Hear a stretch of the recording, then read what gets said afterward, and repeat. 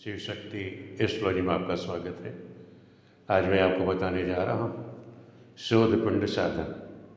जैसे मैंने आपको सूर्य का शोध पिंड साधन करना बता दिया था, एक उदाहरण के द्वारा मैं आपको समझा देता हूँ कि जिससे आप लोगों को फिर आगे के चल करके जैसे सूर्य, चंद्र, मंगल, बुध, गुरु, शुक्र, शनि सभी ग्रहों का शोध पिंड साधन आप कैसे करोगे उसमें आपको आसानी हो जाएगी। तो इसलिए मैंने सोचा उसको बता दिया जाए और उसके बाद जो आप फलित कैसे करेंगे, इसके बाद हमें क्या गणना करनी है, ये सभी विस्तृत जानकारी पे चर्चा करेंगे हम लोग। पहले आपको बता देता हूँ, अब हमने जैसे एक आधिपत्य शोधन पहले बार लिया था सूर्य का, आज हम चंद्रमा को छोड़ के मंगल का ले लेते हैं। और इसी तरह जैसे आपको दो उदाहरण के द्वारा मैं समझा दे रहा हूँ, इसी तरह आप सभी का जो है शोध पिंड साधन आप लोग करेंगे। तो शोध पिंड साधन में जो हमें एक आधिपत्य शोधन जो मंगल का मिला है उसको हम नोट कर लेंगे, यानी 12 राशियों में उसको क्या बिंदु प्राप्त हैं वो चार्ट आप नोट कर लेना। उसके बाद मैंने आपको बताया था ग्रह पिंड और राशि पिंड के जो गुणक हैं उनको आप चार्ट बना के नोट कर लेना। इस प्रकार से जैसे शोध पिंड साधन करना है जिसमें राशि पिंड, पहले हम राशि ग्रह यानी राशि पिंड और ग्रह पिंड का साधन करते हैं, फिर इसी के द्वारा दोनों का योग करके शोध पिंड साधन किया जाता है। आज हम उदाहरण ले रहे हैं मंगल का। तो ये मंगल का एक आधिपत्य शोधन का ये चार्ट है, इसे आप नोट कर लेना। जिसमें मंगल मेष राशि में उसको 0 बिंदु प्राप्त है, वृष राशि में 1, मिथुन में 0, कर्क में 0, सिंह में 1, कन्या में 3, तुला में 1, वृश्चिक में 5, धनु में 0, मकर में 0, कुंभ में 0 और मीन राशि में 1 बिंदु प्राप्त है, शुभ बिंदु प्राप्त है।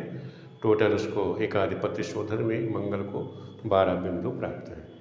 इसी प्रकार आप लग्न लिख लेना और लग्न में जो 12 राशियों में जैसे मेष राशि जहाँ लिखी वहाँ 0 बिंदु प्राप्त है, वृष में 1, मिथुन में 0, कर्क में 0, यही चीज़ मेष में 0, वृक में 0, यही चीज़ हमने वहाँ नोट कर दी। इस तरह से आप चार्ट बना लोगे तो आपको गणना करने में आसानी हो जाएगी। राशि लिखी और जब आप चाहो तो मंगल का जब बनाओ तो जिस राशि में मंगल होता है वहाँ से भी आप सीधा चार्ट बना करके उस तरह से भी लिख सकते हो, लेकिन लग्न से लिखोगे तो आपको आसानी रहेगी, समझने में कोई दिक्कत नहीं आएगी। तो इस तरह से मंगलाष्टक आपने वर्ग बना लिया और उसमें एक आधिपत्य शोधन के जो बिंदु थे वो आपने हर राशि पर उसी तरह लिख दिए। अब हमको करना है ग्रह गणना और राशि यानी ग्रह पिंड साधन करना है और राशि पिंड साधन करना है। मैंने आपको बताया था इसी तरह से आप चार्ट बना लेना। पहले ग्रह पिंड साधन के लिए ग्रह, उसका गुणक, एक आधिपत्य बिंदु जो प्राप्त है, जहाँ ग्रह बैठी है उसमें क्या बिंदु प्राप्त है वो हम नोट कर लेंगे और अपने ग्रहों को नोट कर लेना। सूर्य, चंद्र, मंगल, बुध, गुरु, शुक्र, शनि, जिसमें सूर्य का गुणक 5 है, चंद्रमा का 5 है, मंगल के 8, बुध के 5, गुरु के 10, शुक्र के 7 और शनि के 5, ये इनको गुणक प्राप्त है। इसी प्रकार राशि पिंड साधन में क्या करोगे, पहले राशियाँ लिख लेना। मेष, वृक, मिथुन, कर्क, सिंह, कन्या, तुला, वृश्चिक, धन, मकर, कुंभ, मीन, इसी तरह ये 12 राशियाँ। इन 12 राशियों के गुणक नोट कर लेना। दूसरे में गुणक में कि मेष राशि को 7 गुणक प्राप्त हैं, वृष को 10, मिथुन के 8, कर्क के 4, सिंह के 10, कन्या के 5 और तुला के 7, वृश्चिक के 8, धनु के 9 और मकर का 5, कुंभ के 11 और मीन के 12। इस तरह इनके गुणक हैं। और एक आधिपत्य शोधन में जो हमको मंगल के बिंदु प्राप्त थे, तो मेष राशि में क्या बिंदु प्राप्त होता है, मेष में 0, तो मेष राशि के आगे 0 लिखोगे। वृष राशि में 1, तो वृष के आगे 1। मिथुन, कर्क में 0, 0, तो मिथुन और कर्क के आगे 0, 0 लिख दीजिएगा। सिंह में 1 बिंदु, सिंह राशि में 1 बिंदु। कन्या में 3, कन्या राशि में 3 बिंदु। तुला में 1, तुला का 1, वृश्चिक की 5, वृश्चिक को 5 और धनु, मकर, कुंभ को 0, 0, धनु, मकर, कुंभ को 0, 0 लिख देना। जो बिंदु प्राप्त है एक आधिपत्य शोधन में, मीन को 1 बिंदु प्राप्त है, वो 1 बिंदु हमने लिख दिया। हम क्या करते थे, जो राशि गुणक हैं इनको आपस में हम गुणा करते थे। राशि से जो राशियां हैं इसके जो गुणक हैं और जो शोध पिंड के हमें बिंदु प्राप्त हैं उनको आपस में आप गुणा कर दीजिए। तो 7 को जब 0 से आप गुणा करें तो 7, 0, 0, 10 को 1 से गुणा करेंगे 10 1 10, 8 को 0 से गुणा करेंगे तो 0, 4 को 0 से गुणा करेंगे तो आप 0, 10 को 1 से गुणा करेंगे 10 1 10, 5 3 15, 7 को 1 से गुणा करेंगे तब 7 एक नम 7, 8 को 5 से गुणा करेंगे 8 पंजे 40, 9 को 0 से गुणा करेंगे 0, 5 को 0 से गुणा करेंगे तो अब 0, 11 को 0 से गुणा करें तो 0 और 12 एक नम 12। अब हमने इसका टोटल किया, जो हमें गुणनफल प्राप्त हुआ सबका, यानी मीन में 12 और वृश्चिक के 40, तुला में 7, कन्या में 15 और वृष में 10, 10, 10, 20, 15, 25, 25, 25 और 7, 25 और 7 हो गए 32, 32 और 40 72, 72 और 12 नहीं, फिर दोबारा देखें, 12, 10, 10, 20, 15, 25, 7, 32, 72, 12, 84, 94 आना था। अभी हम दोबारा गणना चेक कर लेंगे। ये टोटल इसका 94 आ रहा है। 12 एक नंबर, ठीक है, 8 पंजे 40, ये भी सही है। 10, 10, 20, 20, 15, 25, ये टोटल आपका 94 आएगा। अभी हम देख लेते हैं, राशि हमारा जो गुणक है वो 94 इस तरह से योग आएगा 94। अभी मैंने योग किया था 94 आया।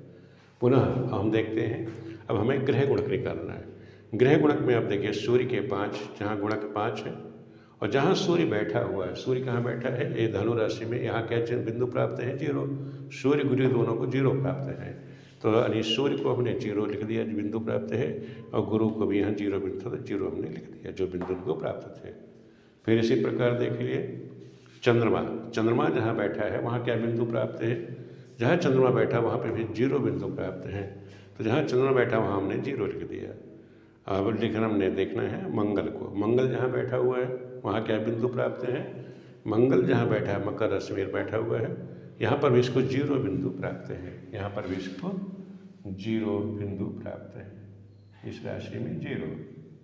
तो कह रहे हैं मंगल, शुक्र और बुध ये तीनों ग्रहों को भी 0 प्राप्त हो गया। तो मंगल को 0, वहाँ बुध बैठा उसको भी 0, शुक्र बैठा उसको भी 0 बिंदु यहाँ प्राप्त हमने लिख दिया। अब हमने देखना था शुक्र, शुक्र जहाँ बैठा है, शुक्र कहाँ बैठा हुआ है, शुक्र भी यही बैठा हुआ तो उसको भी 0 मिल गया। शनि जहाँ बैठा है, शनि बैठा है लाभ भाग्य भाव में, वहाँ भी 0 बिंदु है। यानी यहाँ सभी ग्रहों को एक आधिपत्य शोधन जो हमने चार्ट बनाया, वहाँ जहाँ जहाँ पर ग्रह बैठी है वहाँ पर उसको 0 बिंदु प्राप्त है। तो हम क्या करते हैं, गुणक को जो बिंदु प्राप्त थे उसको गुणा कर दिया। तो 5, 0, 0, 5, 0, 0, 8, 0, 0, 5, 0, 0, 10 को 0 से गुणा करो 0, 7 को 0 से गुणा करो तो 0, 5 को आप 0 से गुणा करना 0। यानी कि हम जो ग्रह पिंड साधन हमने किया मंगल का, उसमें हमको क्या बिंदु प्राप्त हुआ, 0। अब 0 प्राप्त हुआ। अब हमने दिखाया कि राशि पिंड साधन में हमको जो योग बिंदु प्राप्त थे वो 94 प्राप्त हुए, और ग्रह पिंड साधन में हमको 0 बिंदु प्राप्त हुए। तो शोध पिंड बराबर होता है ग्रह पिंड प्लस राशि पिंड साधन, दोनों को हमने आपस में जोड़ दिया। तो जोड़ा तो 0 में 94 आप जोड़ेंगे तो ये 94 आ जाएगा। तो इस तरह से हमने निकाल लिया कि एक मंगल का ले लिया, एक सूर्य का निकाल लिया। तो इस तरह से हमने शोध पिंड साधन, पहले आप ग्रह पिंड निकालेंगे, फिर राशि पिंड साधन करेंगे, उनके गुणक, और जो आपको जिस भी ग्रह का आप निकाल रहे हैं एक आधिपत्य शोधन चार्ट में जो आपको बिंदु प्राप्त है उनको आप लिख लेना। और इसी तरह से अब साधन करना है आपको सभी ग्रहों का, सूर्य से लेकर शनि तक सबका जब आप नोट कर लेंगे, इस तरह से शोध पिंड निकल जाएगा, राशि पिंड निकल जाएगा। फिर हमको शोध पिंड की सारणी बनानी है कि जो हमको प्राप्त हुए। तो शोध पिंड हमको साधन करना, मेन हमारा फोकस किस पे है, शोध पिंड साधन करना है। तो जब हमने शोध पिंड साधन के समय अपने पहले से चार्ट बना लीजिएगा, ग्रह सूर्य चंद्र मंगल बुध गुरु शुक्र शनि, इसी तरह आपके 7 ग्रह हो गए। राशि पिंड पहले हमने क्या लिखा, राशि पिंड ग्रह पिंड, इनको हमें बिंदु क्या प्राप्त हुए, राशि पिंड में सूर्य को 40 प्राप्त हुए थे और ग्रह पिंड में 15, तो 40, 15 ये 55 हो गया। शोध पिंड में हमको कितने प्राप्त हो गए, सूर्य के 55। चंद्रमा का जब आप साधन करेंगे, चंद्रमा में राशि पिंड हमको 60 प्राप्त होगा और ग्रह पिंड हमको 20 प्राप्त होगा, तो 60 और 20 80 हो जाएंगे। शोध पिंड कितना हो जाएगा, 80। इसी तरह मंगल का हमने देखो अभी जो हमने गणना करी कि राशि पिंड में साधन करते समय हमको 94 प्राप्त हुए। अब 94 ये हैं और 94 ये प्राप्त हुआ, और राशि पिंड कितना प्राप्त हुआ, गण ग्रह पिंड 0, तो हमारे देखते मंगल 94 और ग्रह पिंड के 0, 94 के 94 हो गए। इसी तरह जब आप बुध का साधन करेंगे तो राशि पिंड आपको 123 प्राप्त होगा, ग्रह पिंड में 10, तो 123 10 133 हो जाएगा। बृहस्पति की जब आप साधन करेंगे तो राशि पिंड आपको 29 प्राप्त होगा और ग्रह पिंड का मान 65 प्राप्त होगा। दोनों का योग करेंगे तो 94 हो जाएगा। शुक्र का आप राशि पिंड साधन करेंगे तो 46 आएगा और ग्रह पिंड साधन करोगे तो 0 आएगा। जैसे मंगल का 0 आया इसी प्रकार उसका भी 0 आएगा। दोनों का योग करेंगे तो अब 46 हो गया। शनि का हमने देखा राशि पिंड साधन किया तो 133 आएगा, ग्रह पिंड साधन आप करोगे तो 60 आएगा। दोनों का योग करेंगे तो 193 हो गया। तो इस प्रकार आपने देखा शोध पिंड साधन करते समय सबसे ज़्यादा जो बिंदु प्राप्त हुए हैं वो शनि को प्राप्त है 193, उसके बाद 133 बुध को प्राप्त हैं, 94 जो है मंगल और गुरु को प्राप्त हैं। तो इस तरह से हम आगे जो हम गणना करेंगे वो गणना हम किसकी करेंगे, इसी शोध पिंड के द्वारा अंतरदशा अष्टक वर्ग की जो दशाएं निकाली जाती है, हर ग्रहों की दशाएं, जैसे विषुवती दशा आप साधन करते हैं उसी प्रकार अष्टक वर्ग के द्वारा भी दशा साधन किया जाता है। तो कैसे आप दशा साधन करेंगे उसकी चर्चा हम नेक्स्ट वीडियो में करेंगे। लेकिन पहले हम आप लोगों को ये समझाएंगे कि शोध पिंड के द्वारा जो आपके ये सभी ग्रह हैं, सूर्य से पिता का, माता का यानी पिता का सुख कब तक है या पिता को कष्ट कब प्राप्त होगा, चंद्रमा हमारा माता का है तो माता को कब सुख प्राप्त है, या मकान वाहन हर चीज़ के सुख का कारक चंद्रमा होता है, वो सुख आपको कब प्राप्त होगा। इसी तरह मंगल है पराक्रम का है भाई का है तो भाइयों का सुख कब होगा, पराक्रम से हमें कब लाभ मिलेगा। इस तरह बुद्ध है व्यापार का है, मौसी का है, तो जो बुद्ध से संबंधित कार्य है उसे हम देखेंगे कब हमको प्राप्त होगा। बृहस्पति संतान का है, संतान का सुख कब है, संतान को दुख कब प्राप्त होगा, संतान संबंधी सफलताएं कब है, बृहस्पति ज्ञान संबंधी क्या दिक्कत है, शुक्र है स्त्री का सुख कब है कब नहीं है, शनि दुख का समय दुख हमें कष्ट कब आ रहा है कब नहीं आ रहा है। ये सब गणना यानी इसका जो फलादेश है वो हम अगली वीडियो से लेकर चलेंगे। जैसे पिछली बार हमने आपको बताया था एकाधिपत्य शोधन करते समय कि जो चीज़ भी है, जो भी है, जैसे सूर्य है, चंद्र है, मंगल है, बुध है, इससे संबंधित ग्रहों से संबंधित हम फलादेश कैसे करें। जैसे मैंने एक उदाहरण आपको मंगल का दिया भी था शायद कि मंगल किसका होता है, भाई का। जैसे मंगल का अष्टक वर्ग आपको बताया था कि इस बच्चे की जगह हम कुंडली देखें तो यहाँ मंगल जहाँ है, मंगल तीसरा स्थान किसका था, छोटे भाई का, वहाँ पर एक बिंदु प्राप्त है। इसका मतलब इस बच्चे को मंगल क्या है, छोटे भाई का सुख है। यहाँ क्लियर हो जाता है, अगर उसको बिंदु प्राप्त है तो समझ लो उसको भाई का सुख प्राप्त है, अगर नहीं है तो अगर 0 बिंदु है तो समझ लो उसको भाई का सुख नहीं है। मैंने बताया 1 या 2 बिंदु प्राप्त हैं सुख होगा, अगर 3 है तो अति उत्तम फल होता है। किसी भाव में 3 से ज़्यादा बिंदु हैं अति उत्तम होगा, अगर 1-2 है तो सामान्य सुख प्राप्त होता है, 0 हो तो जो 0 होने पर वो उसकी हानि कर देता है। अब देखो मंगल से तीसरा भी भाई का स्थान होता है, 1 2 3, यहाँ देखो 1 2 3 यानी छोटे भाई को यहाँ भी एक बिंदु प्राप्त है। चाहे आप मंगल से तीसरे देखो, चाहे लग्न से तीसरे भाई को देखिए, वहाँ एक एक बिंदु प्राप्त है। अर्थात इस बच्चे को आप इसे कन्फर्म कह सकते हो, इसे छोटे भाई का सुख प्राप्त है। अब इसी कुंडली से हम एक उदाहरण आपको बता देते हैं बड़े भाई का। क्या इसके बड़ा भाई भी है क्या? तो बड़े भाई को आप कहाँ से देखते हैं, एकादश से देखते हो।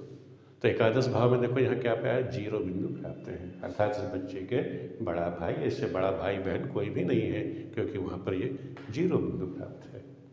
इसी तरह मंगल से भी देखिए,